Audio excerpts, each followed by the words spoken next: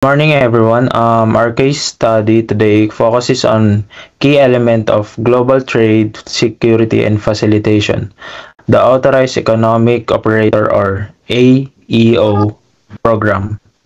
We've chosen to analyze the benchmark program of Singapore, the Secure Trade Partnership or STP, and use its success to offer practical recommendations for the Philippine Bureau of Customs. Over the next few minutes, we will cover four main areas: the foundation of Singapore program, its measurable impact, a direct comparison with the Philippines, and finally our strategic recommendations. So let's start with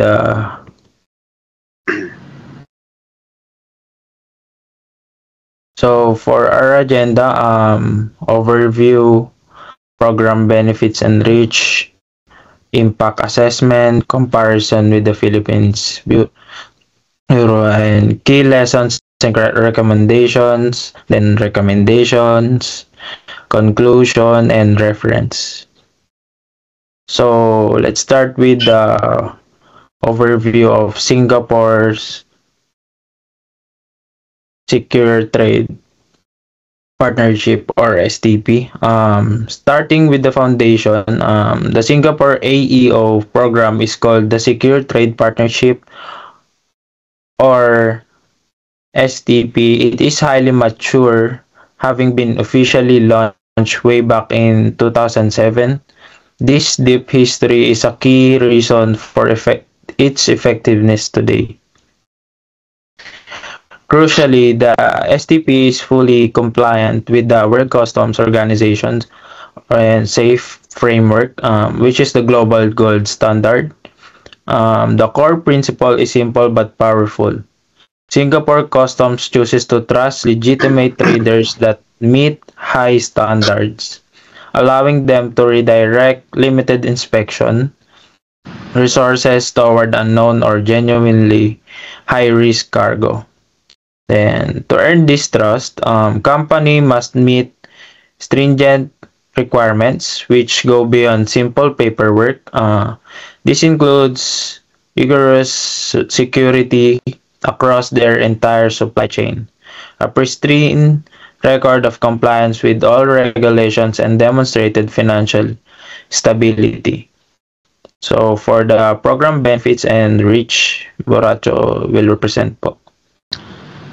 So for program benefits and reach, let's look at why companies strive for the highest tier or STP plus. The benefits are both immediate and reciprocal.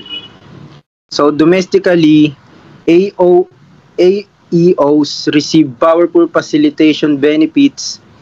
This means substantially reduced physical and documentary inspections, and most importantly, expedite clearance, which drastically cuts down on waiting times. They also benefit from financial incentives such as reduced requirements for bank guarantees on dutiable goods.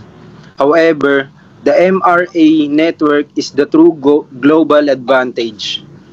An MRA or Mutual Recognition Agreement means that Singapore's AEO status is recognized by the customs administrations of its trading partners. As you can see, their network is extensive, including major economies like the United States through CTPAT or China, Japan, and South Korea. And this recognition means that when a cargo from a STP Plus company arrives in Shanghai or Tokyo, it is treated as low risk and fast track through their customs as well, giving Singaporean companies an undeniable competitive edge. So next presenter po.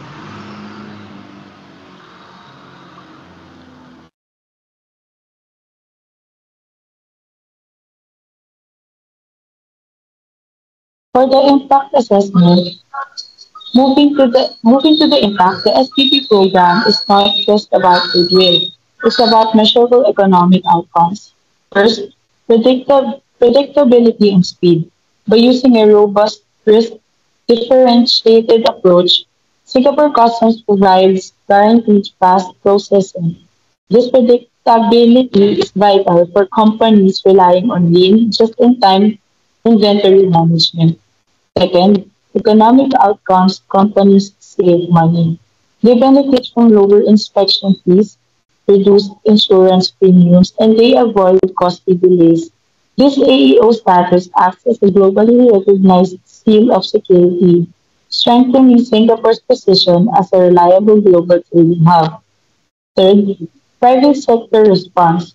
The program has driven a virtuous cycle. Strong benefits have encouraged adoption among major corporations, which in turn has pushed the entire private sector to proactively invest in higher security and compliance standards to qualify for or maintain their status. Hello, hello, hello. Yung comparison with the Philippines sa Bureau of Customs, makikita po natin dito yung features ng Singapore's versus Philippines. Yung una, yung maturity nila is over 15 years, fully integrated. And yung early stage ng Philippines is official rollout ng 2021 hanggang 2022. Yung global reach nila, yung extensive MRA network, USA, China, Japan, etc. And limited MRA partners na primary focus sa domestic establishment. Yung scope naman nila, ang Singapore, ang covers is yung importer, exporters, freight forwarders, and etc. Yung initial focus ng Philippines is yung importers tsaka yung gradual expansion nito. Yung benefits naman is deep inspection, cuts, financial incentives, and reciprocity abroad. Ngayon sa Philippines naman, primarily domestic facilitation, dedicated lanes, faster processing, at yung challenges is high compliance standards at sa Philippines, building institutional capacity, speeding up accreditation and securing MRAs. Ano ibig sabihin nito?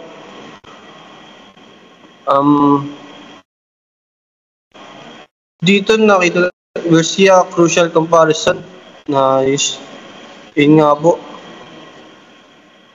Ang ibig sabihin nito is may explain dito yung difference ng Singapore na nagpo-focus sa sustainability ng high standards, while yung Philippines is currently focused sa pag-build pa lang ng institution para ma-secure yung necessary MRAs. Dito naman yung Philippines BOC AEO program ay nasa early stage pa lamang having only official rolled out ng 2021. Yung reach niya is limited pa into small numbers, tsaka yung scope niya is palaki pa lang ng palaki at palawak pa lang ng palawak. May explain ito sa next slide by Mr. Trigo po.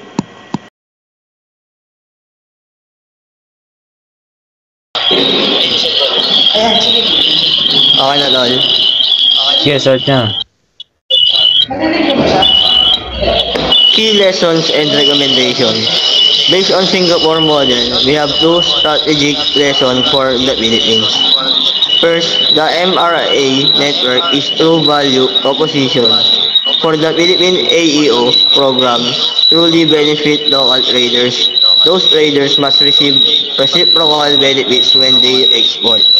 Therefore, the BOC must aggressively pursue MRAs with key partners like the Asian, US, Japan, and major Asian countries.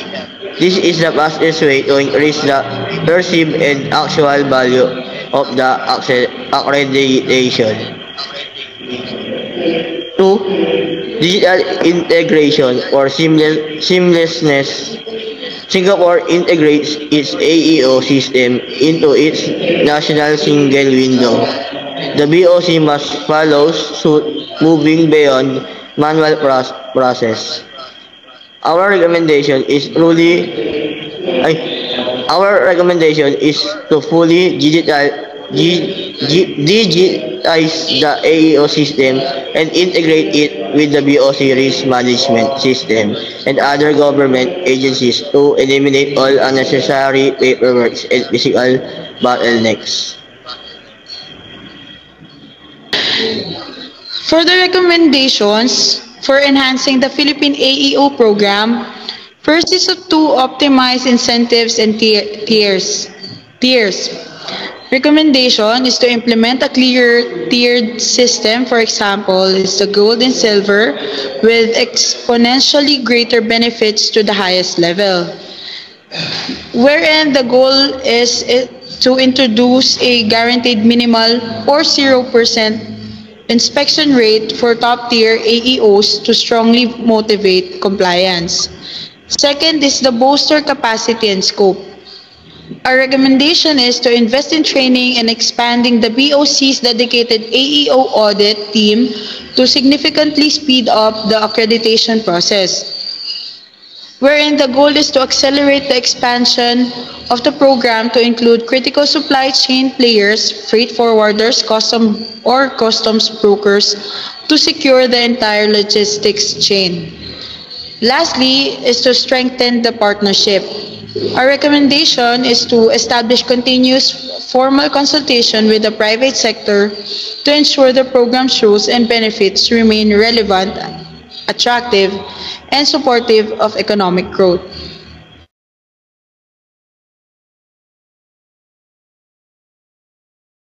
So, in summary, the Philippines has the correct WCO foundation, but it must focus its efforts on MRA acquisition and building the digital and human capacity necessary to operate the program at a world-class level, as demonstrated by the Singapore.